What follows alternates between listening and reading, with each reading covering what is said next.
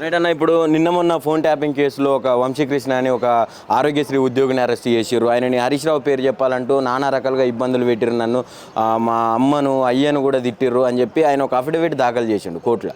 అంటే నిజంగా ఎందుకు ఒకవేళ ఎలాంటి తప్పు చేయలేదని చెప్పి ఆయన అంటున్నాడు. ఎలాంటి తప్పు చేయకుంటే ఆయన ఇంటికి కూడా నోటీసులు వేసారు కదా ఇప్పుడు ఉన్నటువంటి ప్రభుత్వం. ఎట్లా చూస్తారు దీన్ని? నీకు గమ్మత్ చెప్తా, రేవంత్ రెడ్డి ప్రభుత్వం ప్రధానికి కూడా నోటీసులు ఇస్తారు. వీళ్ళు ప్రధానికి ఇస్తారు, రాష్ట్రపతికి ఇచ్చే స్థాయికి కూడా పోతారు వీళ్ళు. ఇక్కడ కేటీఆర్ హరీష్ రావు పొద్దున్న లేస్తే ప్రభుత్వాన్ని ప్రశ్నిస్తున్నారు. వీళ్ళు ఇచ్చిన హామీల మీద జనాలతోటి నిలబడ్డారు వీళ్ళు. కాబట్టి ఇప్పుడు వీళ్ళ గొంతు కొయ్యాలి, వీళ్ళను మొత్తం ఖతం పెట్టాలి, వీళ్ళని అంటే జైలుకు పంపాలి. జైలుకు పంపాలంటే ఏం చేయాలి? హరీష్ రావు తప్పు చేయలే, కేటీఆర్ తప్పు చేయలే, మరి ఎట్లా వీళ్ళని జైలుకు పంపాలి? ఎట్లా అని చెప్పేసి ఇంకెవడైనా దొరుకుతాడా అని చెప్పేసి ఈ విధంగా మీరు అన్నటువంటి వంశీ ఆ రూపంలో పట్టుకొచ్చి వాళ్ళే పేరు చెప్తారు అని చెప్పేసి భయానందకాలను చేస్తున్నారు తప్ప వాళ్ళు ఎక్కడ నిజాయితీగా ఉన్నారు? నిజాయితీ పరులు. ప్రభుత్వం వీళ్ళ చేతిలో ఉన్నది భయ్, ప్రభుత్వం వీళ్ళ చేతుల్లో ఉన్నది, వ్యవస్థ అంతా వీళ్ళ చేతుల్లో ఉన్నది, ల్యాండ్ ఆర్డర్ వీళ్ళ చేతుల్లో ఉన్నది, పోలీస్ డిపార్ట్మెంట్ వీళ్ళ చేతుల్లో, ఏసీబీ వీళ్ళు, ఐటీ దాడులు వీళ్ళు, అంత వీళ్ళ దగ్గరనే ఉన్నది కదా. రేవంత్ రెడ్డి కదా హోంశాఖ మంత్రి. మరి హరీష్ రావు తప్పు చేస్తే జైలుకు పంపు. ఆ ఉద్యోగుల మీద ఎందుకే నీకు దాడి? అల్పుల మీద ప్రతాపం ఎందుకు? చిల్లర ప్రయత్నాలు మానేయి, అర్థమైందా? చిల్లర ప్రయత్నాలు మానేసి ప్రభుత్వం పాలన మీద దృష్టి పెట్టాలి తప్ప ఇలాంటి చిల్లర ప్రయత్నాలు ఏంది? ఇది దరిద్రపు కాకపోతే ఎక్కడ కూడా అవినీతి లేదు, ఎక్కడ కూడా ఈ ఫోన్ ట్యాపింగ్ జరగలే, ఎక్కడ ఏం జరగలే. అదంతా పోలీస్ డిపార్ట్మెంట్ వాళ్ళ యొక్క నిఘా పరిధిలో ఉండేటువంటి వాళ్ళు చూసుకుంటారు తప్ప మా యొక్క నాయకులు, మాజీ మంత్రివర్యులు హరీష్ రావుకి సంబంధం లేదు, కేటీఆర్ గారికి సంబంధం. అదంతా వీళ్ళేదో బురద యుద్ధం మీద వాళ్ళకి అడుక్కుంటారనే ఉద్దేశంలో ఉన్నారు తప్ప ఎటువంటి ఇప్పుడు ఎవిడెన్స్ లేవు కదా. ఎవిడెన్స్ ఉంటే చూపెట్టాలి. హరీష్ రావు నిజంగా చేసిందంటే బయట పెట్టినప్పుడు నువ్వు వాళ్ళని వీళ్ళని ఇరికిచ్చి పేరు చెప్పని కొట్టుడో బెదిరించడో ఇట్లాంటి బ్లాక్మెయిల్ రాజకీయాలు చేస్తుడు ఏందన్నట్టు ఇంకా సిగ్గుపోతుంది. తెలంగాణ రాష్ట్ర ముఖ్యమంత్రి ఉండి ఇట్లాంటి దరిద్రపు ఆలోచనలు చేసినాం అనుకో సిగ్గుపోతుంది అంటున్నాం మేము. అయితే ఇప్పుడు కేసీఆర్ని కావచ్చు, కేటీఆర్ని కావచ్చు, హరీష్ రావుని కావచ్చు, బీసీల విషయంలో కులగణన విషయంలో వాళ్ళు ఈ కులగణనను తప్పుదోవ పట్టిస్తున్నారు, వాళ్ళని సామాజిక బహిష్కరణ చేయాలని చెప్పి కూడా ఒక సంచలన వ్యాఖ్యలు చేసిండు రేవంత్ రెడ్డి. ఏం చెప్తారు మీరు?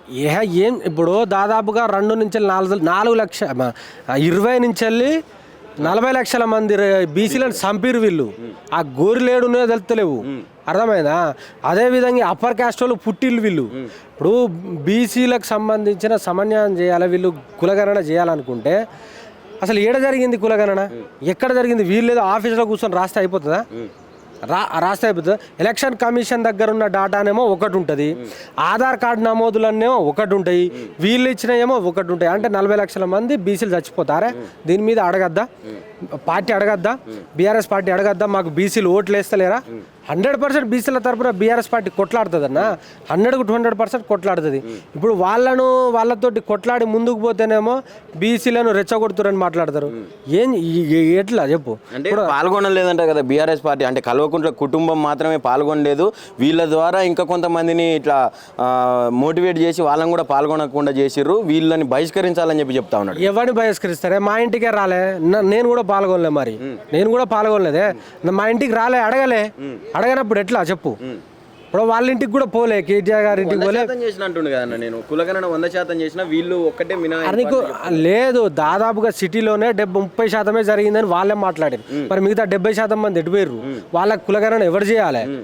ఇప్పుడు వీళ్ళ దాంట్లో తప్పే జరగనప్పుడు మళ్ళా కులగణన కోసం ఎట్లా పిలిపిస్తారా? డిప్యూటీ సీఎం గారే ప్రెస్ మీట్ పెట్టి మళ్ళీ మేము కులగణన చేస్తాం, మీకు కావాల్సింది ఏమైనా టోల్ ఫ్రీ నెంబర్ కాల్ చేయండి, లేదు అని అంటే మీకు మీరు స్వయంగా వచ్చి చెప్పండి అని అంటే వీళ్ళు చేసిన తప్పు బయటపడ్డట్టే కదా, ఒప్పుకున్నట్టే కదా. మరి లేకపోతే ఇంకేమున్నది దాంట్లో? కేటీఆర్ గారినో కేసీఆర్ గారినో బహిష్కరణ చేస్తారంటే చేయమని చెప్పు. తెలంగాణ రాష్ట్ర ప్రజలు ఈ ముఖ్యమంత్రిని బహిష్కరిస్తారు, తెలంగాణ రాష్ట్ర ప్రజలు ఉరికిస్తారు. ఇదే జూబ్లీ హిల్స్లో ఉన్నటువంటి ప్యాలెస్ల నుంచి తరిమి కొడతారు. ఏం తమాషా అనుకుంటా? అలా బీసీలు అంటే మీకు అంత చిన్నచూపా? బీసీలు అంటే ఏంది? ఉన్న జనాభాను చంపుతా. ఇదెక్కడి కథనే? ఉన్నోళ్ళు చచ్చిపోతారు ఎవడైనా? కరోనా వచ్చినా లేకపోతే అంత పెద్ద విపత్తులు వచ్చినప్పుడు కూడా చచ్చిపోలేదు తెలంగాణలో, అంతమంది చచ్చిపోలేదు. 40 లక్షల మందిని చచ్చుడింది.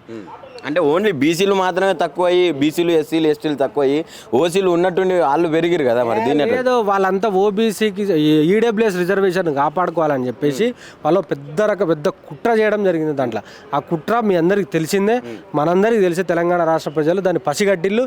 వీళ్ళు చాలా ప్లాన్ తోటి టాక్టిక్స్ తోటి వీళ్ళు ఒక రకమైన ఈడబ్ల్యూఎస్ కోటాని కాపాడుకోవడం కోసం ఇదంతా ప్లాన్ చేసిరు వీళ్ళు. దాని మీద మా యొక్క బీఆర్ఎస్ పార్టీకి సంబంధించిన బీసీ నాయకులు అంతా జాగృతమైన వర్కౌట్ నడుస్తూ ఉన్నది. వీళ్ళు బీసీకి రావాల్సిన వాటా వచ్చే వరకు కొట్లాడతారు.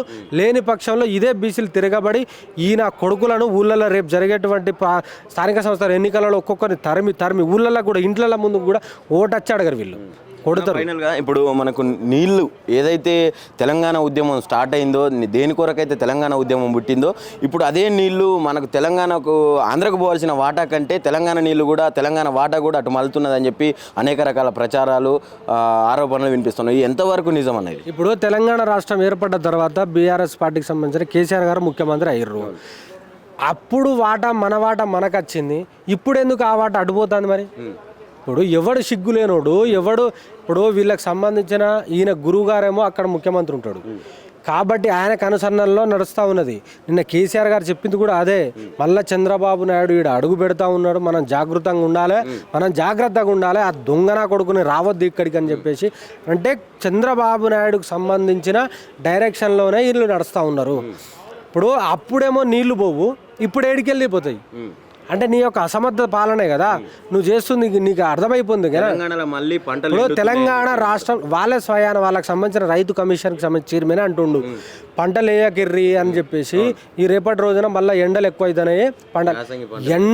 ఎండాకాలంలో మండు టెండల్లో మే నెలల్లో కూడా మత్తలు దుంకినాయి మన తెలంగాణలో.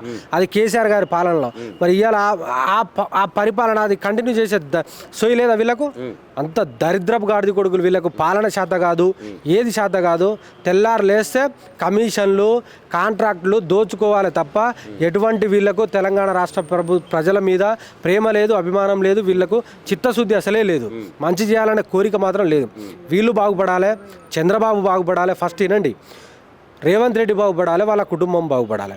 మన తెలంగాణ రాష్ట్ర నిధుల నుంచి చంద్రబాబు బాగుపడాలి, ఆంధ్ర ప్రాంతం బాగుపడాలి, ఢిల్లీలో ఉన్నటువంటి రాహుల్ గాంధీ బాగుపడాలి, సోనియా గాంధీ బాగుపడాలి తప్ప ఇక్కడ ఉన్నటువంటి పేద ప్రజలు బాగుపడద్దు. వాళ్ళకు పేద ప్రజలు బాగుపడద్దు. ఇక్కడ ఉన్న తెలంగాణ రాష్ట్రంలో ఉన్నటువంటి ఏ వర్గం కూడా బాగుపడద్దు. ఈ మొత్తం దోచుకొని ఇక్కడికి పంపాలనే ఉద్దేశంలో భాగంగా వీళ్ళ యొక్క పరిపాలన జరుగుతుంది తప్ప వీళ్ళు ఎటువంటి న్యాయం చేసే పరిస్థితిలో లేరు. రేపటి రోజున ఇదే మీ ఆధ్యాత్మిక నుంచి చెప్తున్నా మీకు, వీళ్ళను స్థానిక సంస్థ ఎన్నికలల్లా ఇదే రేవంత్ రెడ్డి నిన్న ఏదో సవాల్ విసిరిండు, పోటీ చేయండి, ఇందిరమ్మ ఇల్లు పోటీ చేయండి. నీకే దమ్ముంటే, నీకే డ్యాస్ల దమ్ముంటే 100% రుణమాఫీ జరిగిన ఊళ్ళల్లోనే మీరు పోటీ చేయాలి. అదేవిధంగా మీరు కళ్యాణ లక్ష్మిలో తులం బంగారం ఏదైతే ఊళ్ళు ఇచ్చారో ఆడనే పోటీ చేయాలి. 2000 పెన్షన్ని 4000 పెన్షన్ చేస్తామన్నారు కదా, ఆ ఎక్కడైతే ఊళ్ళల్లో ఇస్తారో అక్కడనే పోటీ చేయాలి. అదేవిధంగా రైతు భరోసా పథకం కింద మొత్తానికి మొత్తము 12,000 రూపాయలు ఏడైతే ఇస్తున్నారో ఆడనే పోటీ చేయాలి. ఆ దమ్ము అని ఆ సవాల్ని స్వీకరించే దమ్ము ఉన్నది వీనికి. ఏదో పొద్దుగా లేస్తే కేసీఆర్ని తిట్టుడు, కేటీఆర్ని తిట్టుడు తప్ప పాలన రాదు, పరిపాలన రాదు. వీనికి సోయుగు అసలే లేదు.